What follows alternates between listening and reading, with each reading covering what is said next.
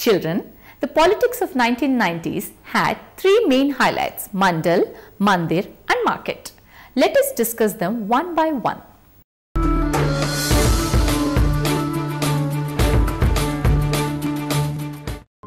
The Mandal Commission was established in India in 1979 by the Janata Party government under Prime Minister Morarji Desai with a mandate to identify the socially or educationally backward.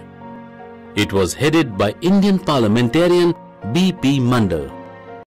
The Mandal Commission recommended that in order to bring the backward classes of the Indian society forward, they should be granted reservation in the job and education sector. The VP Singh government announced 27% reservation for the backward classes in government employment and educational sector. This sparked protests against the people, especially the North Indians and the South Indians. They were of the opinion that the OBC class had come up and become considerably wealthy by the land reforms and Green Revolution. They did not need reservation. This would hamper the chances of those who were truly qualified from getting the best jobs and educational facilities. The backward classes were now also starting to demand their share in the politics. The Indian politics was now being based on caste issues. It was during this time that the parties based on casteism like the Bahujan Samaj Party or BSP and the Samajwadi Party or SP took birth.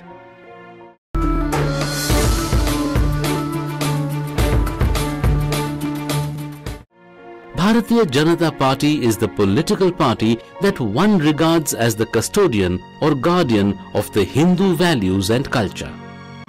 In 1989, the BJP had won only 2 seats, but when it gave a religious color to its agenda by putting forward the demand of making Ram Mandir in Ayodhya, it started getting a lot more popular.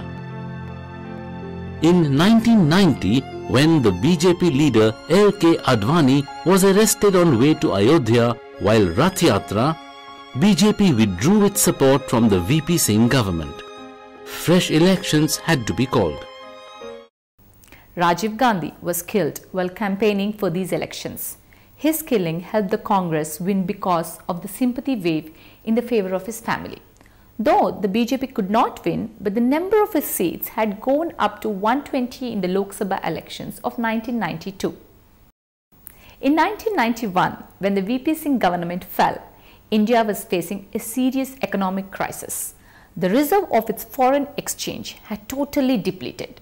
It had to take loans from somewhere so as not to become a defaulter in payment to the foreign countries.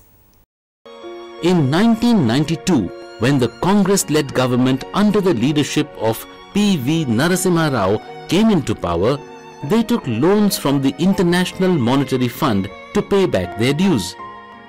But this money from IMF came with certain very strict conditions. 1. Reduction of government expenditure, including cuts in subsidy given to the farmers, reduction of expenditure on providing public and health services. 2. Reducing restrictions and taxes on import of foreign goods. 3. Reducing restrictions on foreign investments in India.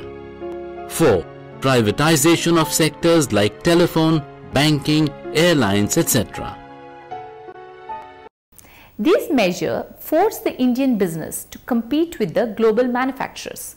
Many factories were shut down due to the arrival of cheap foreign goods. Privatization of public amenities like education, health and transport forced the common people to pay more for these services. The cuts in subsidies made the life of the common man a lot difficult. Children, this was the story of India from 1977 to 2000. India has stood the test of time over 60 years and has built a stable economy and a deep-rooted democratic politics today. We hope and wish that it continues on the path of progress unhindered forever. Jai Hind.